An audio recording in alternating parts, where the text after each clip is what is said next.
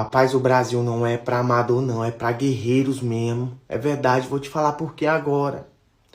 Lá nos Estados Unidos, quando o presidente vai dar entrevista pro mundo falar do seu trabalhador, ele fala o seguinte: aqui nos Estados Unidos da América, meu trabalhador é feliz e vive bem.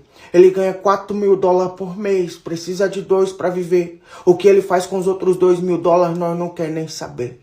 Chega lá no Canadá, o presidente do Canadá fala: aqui meu trabalhador vive bem.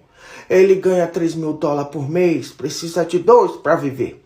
O que ele faz com os outros 1.000, nós não quer nem saber. Chega aqui no Brasil, né?